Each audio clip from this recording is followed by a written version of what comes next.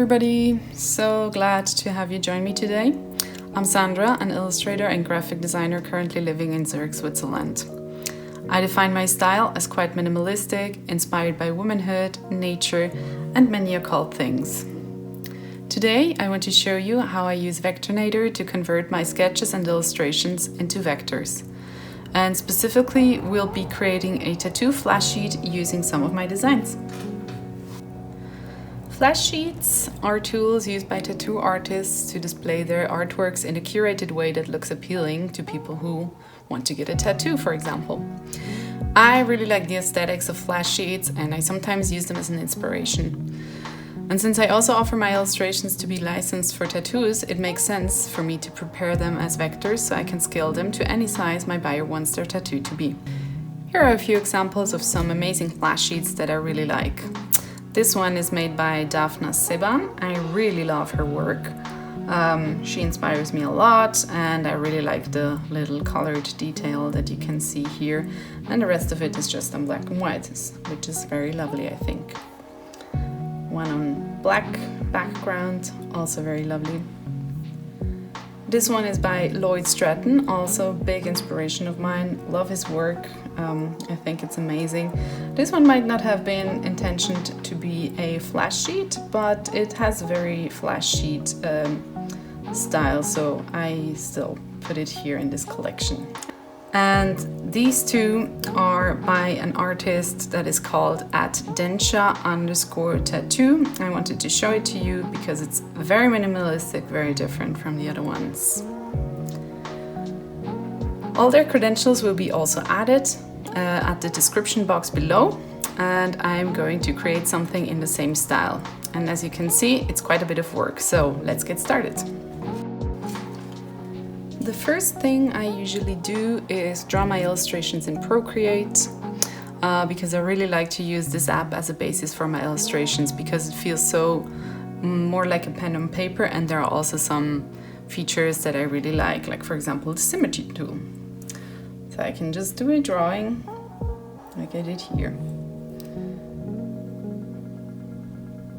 and have it already mirrored to the other side, which I really enjoy.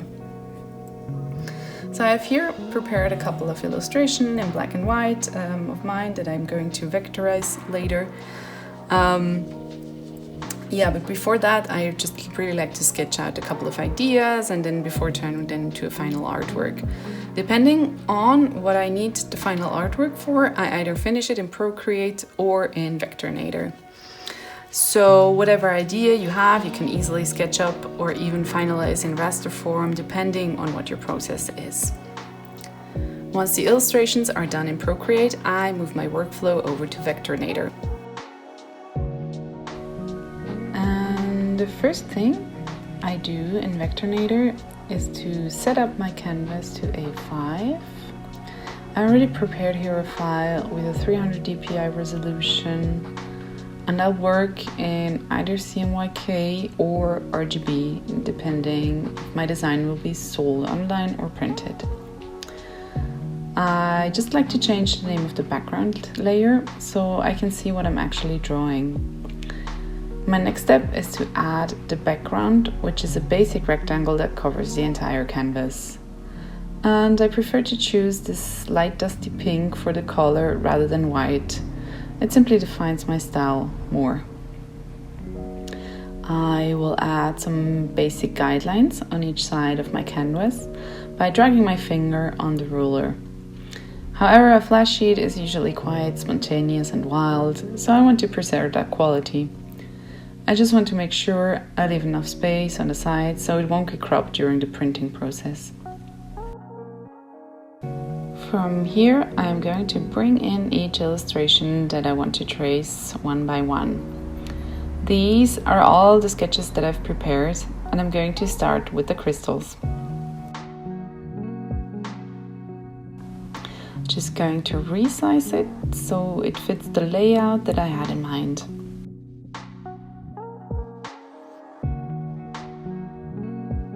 I'll lower the opacity so the sketch underneath will become a guide. And then I will add the new layer which will be the vector.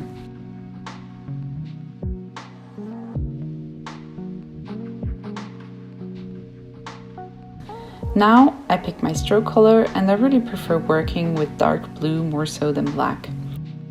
It might change later, but these colors have become my go-to.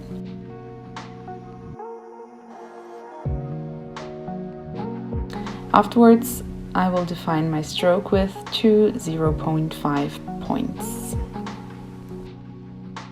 Now for the fun part. I'm using the pen tool to vectorize because this is a fairly easy illustration to do.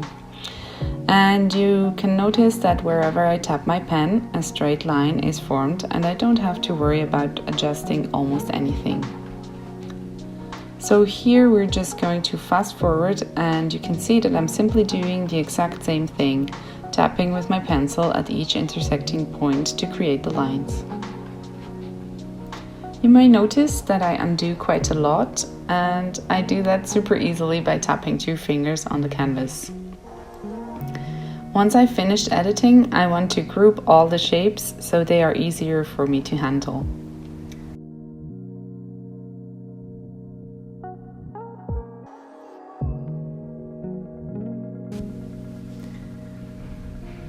Okay, now I'm going to lock the crystal layer, not going to change it. And then I'm going to bring in a more complex illustration with some more intricate areas. And I'm going to show you how I trace them. I will just keep this positioning here. I like it. Works okay for me. I'll lock the layer. And then, exactly as before, I'm creating a brand new layer for the vector. Let's call her Pinup.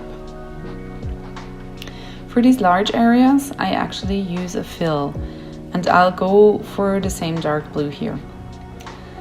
Then I make the stroke invisible, and I work with the pencil tool to map out her hair section by section. You'll see what I mean by that in just a bit. But now I am testing the different smoothness levels of the pencil. I think that works pretty well. I am basically just redrawing the shape here. No worries if it goes over the face a little bit, I can correct that later. Wherever I'm coloring outside the lines, so to say, I simply select that section and delete it. I'm also rearranging notes as I go.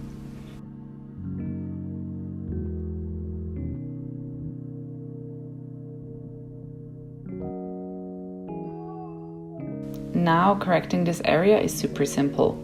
I just add nodes along the line using the node tool, which I then move around to follow the contour of the face. I'm also adjusting my shapes by dragging on the handles of nodes until it matches the sketch underneath. So feel free to be quite liberal with the pencil tool, and you can just adjust anything afterwards.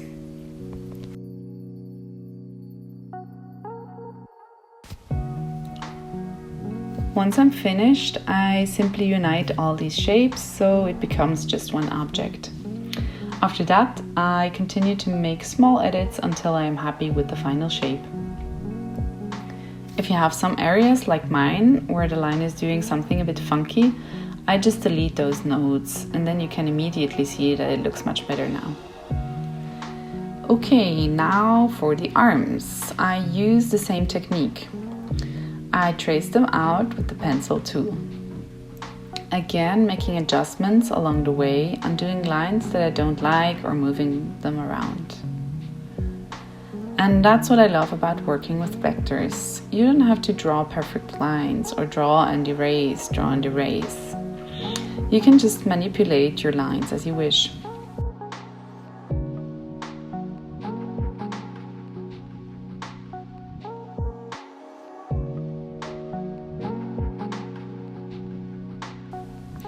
Moving on to details with her face.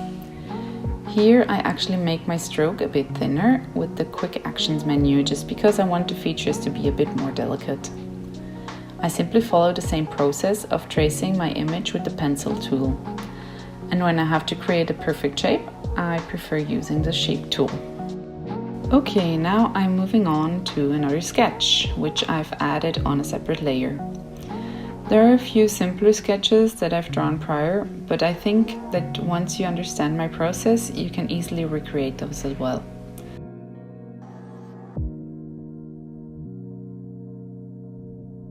Here, where I need to create these waves, I simply create one circle and I duplicate it a few times. To create the semicircles afterwards, I select a node here at the top and I delete it. Super simple, right? And now I'm just duplicating this wave to create the rest. Alright, another super cool detail that I wanted to highlight here is the earring of this character. So first I am creating a hollow circle with a thick stroke. Then I am making a full circle, which I duplicate. And as I did before, I am simply going to erase the top node to make it a half circle. Duplicate that, and to make this interesting shape here, I decided to create a circle and use a Boolean operation. I first used intersect, but actually divide was what I was looking for. Then I added some simple straight lines for more effect. And with that, I will end the time lapse and show you guys the final flash sheet that I came up with. Alright, this design is ready to be printed. And since it's a vector, it will look great in any size and you don't really have to worry about anything extra at this point. I'm thinking of selling my flash sheet to tattoo artists, but I can also make a flash sheet of temporary tattoos out of this design and sell it as merch. And as you can see, I added some rosé areas, but only to make it pop when I upload it on social media. Because for temporary tattoos, it's probably not going to be very visible on a skin tone. So thank you so much for watching, and if you like this video, make sure you like and subscribe to the Vectornator channel and also follow me on Instagram at Sandra Staub. Till next time, bye bye!